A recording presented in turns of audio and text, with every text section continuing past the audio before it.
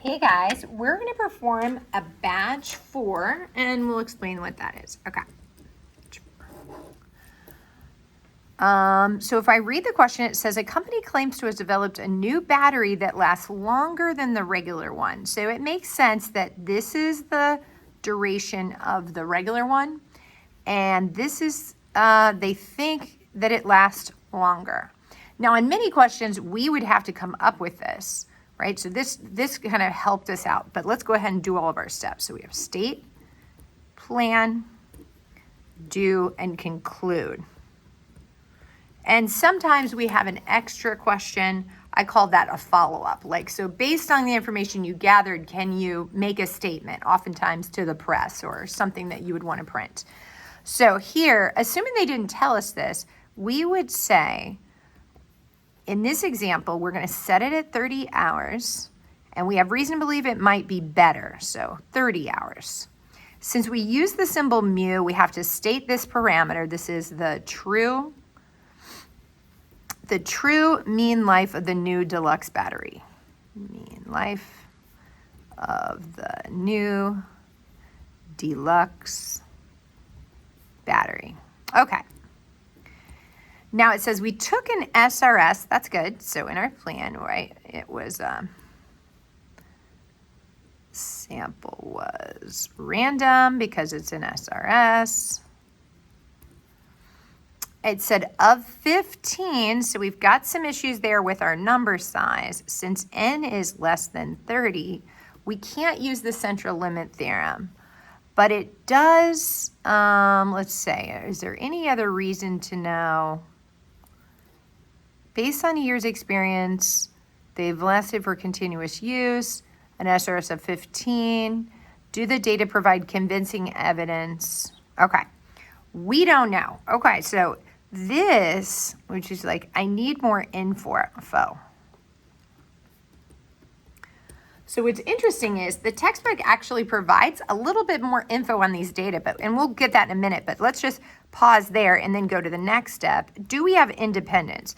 So assuming that these 15 may have been sampled with or without replacement, we have to say there are a population of AAA batteries. So think about all the batteries produced in that store have to be greater than 150 batteries. And obviously it would be. Okay, so that condition is met. So we also should state what tests we're providing. So we will perform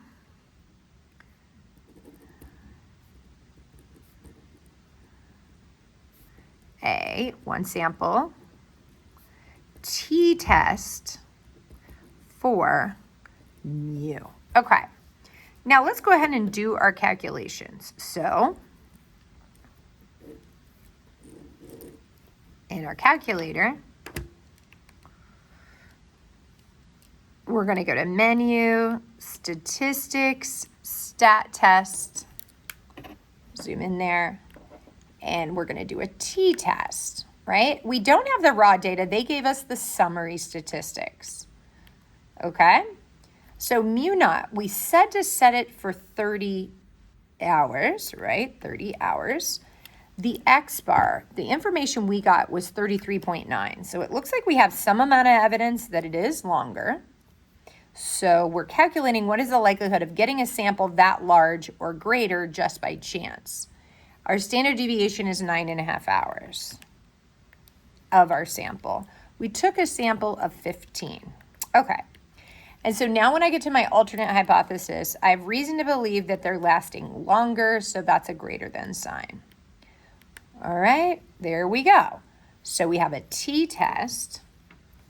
So this is a t-test.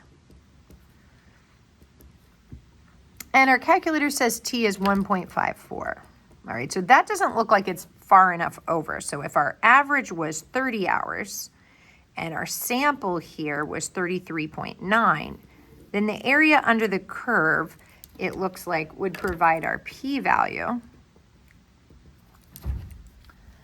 of 0.07. Okay, so you got a rare outcome, but not rare enough.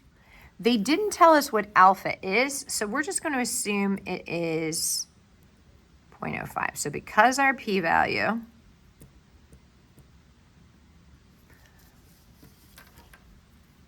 of 0.07 is greater than 0.05, we failed to reject the null.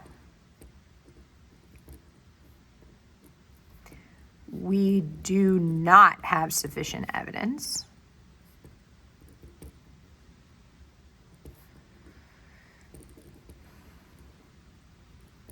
to support H sub A.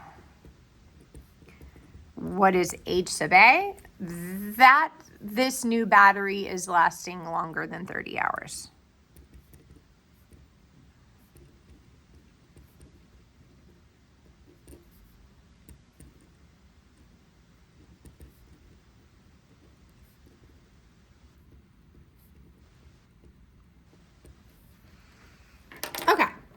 So as I look through this, I still have to take quite a bit of numbers off my calculator. I haven't got my p-value, but let's go get our formula sheet. Okay.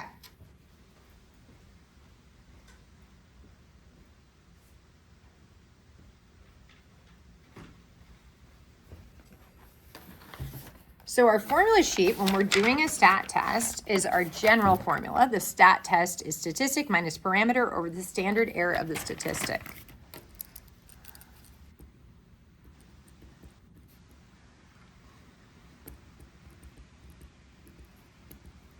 And our test statistic is t.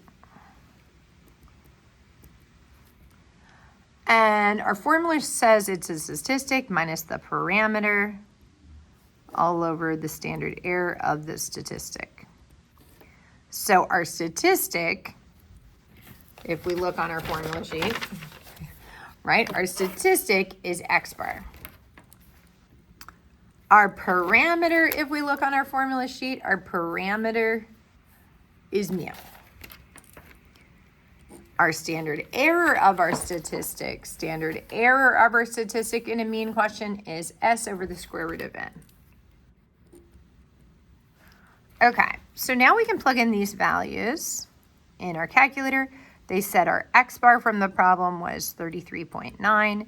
Mu, our parameter, well, we stated the parameter was 30. Our standard deviation, they gave it to us in the problem, was 9.8, and we took this over the square root of 15. All right, so how did the computer come up with this p-value? If you're interested in doing it by the table, which is kind of interesting, so we had 15 in our sample, so the degree of freedom, n minus 1, would be 14. And so we're looking at the value we got for t. We got a t-value of 1.54, so 1.54. You see how we didn't get past this line in order to reject the null. See how we're somewhere between 0.10 and 0.15. Either way, it doesn't matter because I'm not over here, right? So there we go. I think we've got everything here. General formula, specific, and plugged in. We have our p-value, and we explained our conclusion. And so the only thing that's kind of left over is the issue where I don't know if the information is normally distributed, and I also don't know if I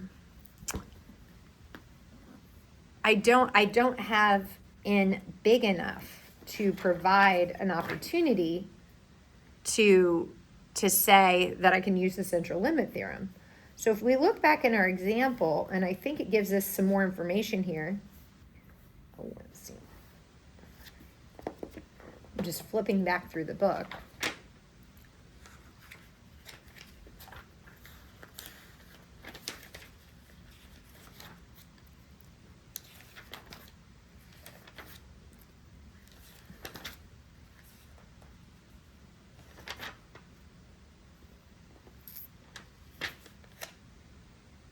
Here it is.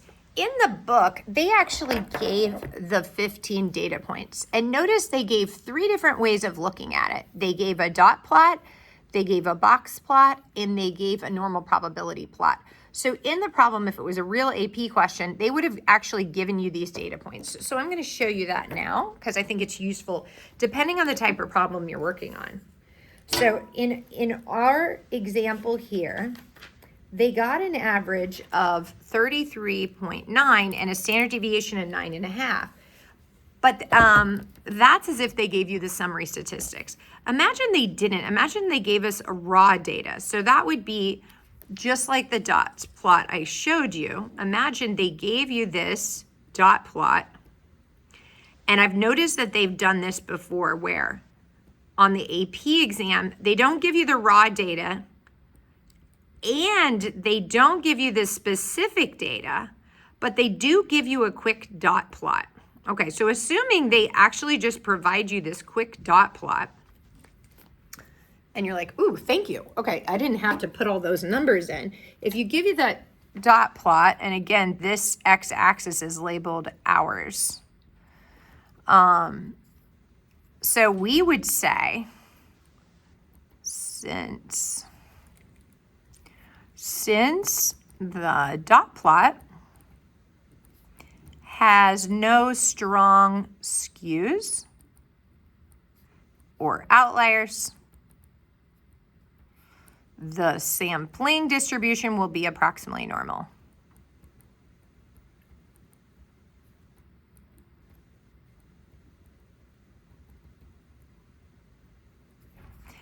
So this little statement here we add because we notice in the dot plot provided, or maybe I would have to make that, I don't see any strong skews or outliers. I don't see any dots way over here or way over here.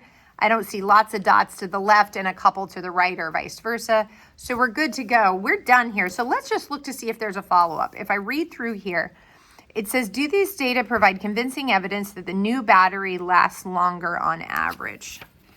So we cannot say the new battery. So your boss is like, just tell me what I need to report back. We can't say the new battery lasts longer.